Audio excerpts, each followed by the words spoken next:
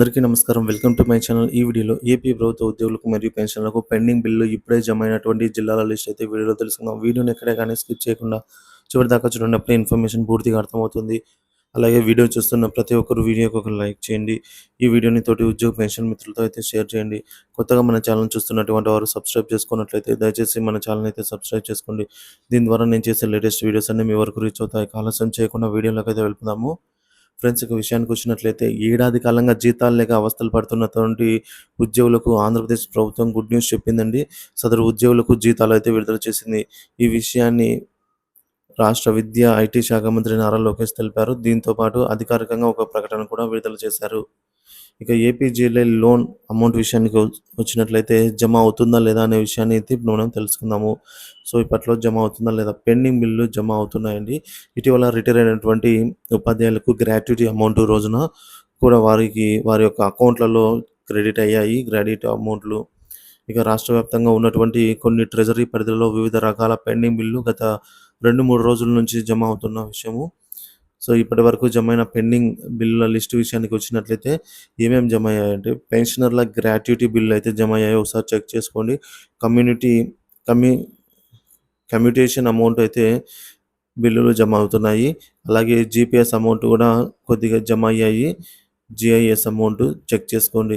ఇక ఉద్యోగుల రియంబర్స్మెంట్లు అక్కడక్కడ జమ అవుతున్నాయి. సో తదితర బిల్లులు అయితే జమ అవుతున్నాయి అన్నమాట. గత 2-3 రోజుల నుంచి జమైన ట్రెజరీల వివరాలు ఇక్కడ ఉన్నాయి. శ్రీకాకుళం, అలాగే నంద్యాల, కుప్పము, కొవ్వూరు, నెల్లూరు, చింతలపూడి, ఏలూరు, విజయవాడ వెస్టు, రాజోలు, రైల్వే కోడూరు, సీతమ్మధార, పార్వతీపురము మొదలైన ట్రెజరీ పరిధులలో అక్కడక్కడ మనకు ఈ బిల్లులకు సంబంధించి ఏవైతే పెన్షనర్ల గ్రాట్యుటీ అమౌంట్ ఏదైతే ఉందో అది కమ్యూటేషను, జిఐఎస్, మెడికల్ రియంబర్స్మెంట్ బిల్లులు అయితే జమ అవుతున్నాయి. ఏపీజీఎల్ఐ క్లోజర్స్ లోన్స్కు సంబంధించినటువంటి కార్యాలయం వారు బిల్లులు వెరిఫై చేయడంలో కొద్దిగా సమయం అయితే పడుతుంది అని అయితే చెప్తున్నారు. కానీ ఇప్పటికే సిఎఫ్ఎంఎస్కు సబ్మిట్ చేయబడినటువంటి అప్లికేషన్లను రాష్ట్ర వ్యాప్తంగా వేల సంఖ్యలో ఉన్నాయి. వాటన్నిటిని వెరిఫై చేయడంలో ఏపీజీఎల్ఐ కార్యాలయం వారు అయితే కొద్దిగా సమయం పట్టే అవకాశం ఉందని చెప్తున్నారు. ఏపీజీఎల్ఐ చందాదారులలో ఏ ఒక్కరి అకౌంట్లో కూడా అమౌంట్ క్రెడిట్ కాలేదన్నమాట ఇంతవరకు. మనం చూసుకున్నట్లయితే ఇంకా కొద్దిగా టైం పడుతుంది. ఏపీజీఎల్ఐ అమౌంట్ సంబంధించి క్లోజర్స్ మరియు లోన్స్కు సంబంధించినటువంటి బిల్లులు జమ అవుతాయి త్వరలో. ఇక రాష్ట్ర ఆర్థిక పరిస్థితి బాగోలేకపోవడంతో ప్రభుత్వం తాత్కాలిక బడ్జెట్ను ప్రకటించడానికి ఆలోచించవలసిన పరిస్థితి అయితే ప్రజెంట్ ఏర్పడింది. సో ఇంకా ఆర్థిక బడ్జెట్ను ప్రకటించాల్సి ఉంది. ప్రభుత్వానికి ఉద్యోగుల సానుకూలత తెలిపి నిదానంగా వారికి రావాల్సిన బకాయిలను అయితే రాబట్టుకోగలగాలి అనేది చెప్తున్నారు ఇప్పుడున్న పరిస్థితుల్లో.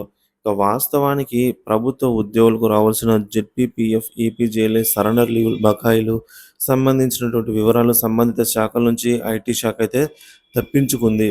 అయితే ఆ లెక్కలు కేవలం ఎంత బకాయిలు ఉన్నాయి అనే వివరాల కోసమా, లేకపోతే అమౌంట్ ఏమైనా విడుదల చేయడానికి అనే విషయం మనకు మరికొద్ది రోజుల్లో తెలియనుంది.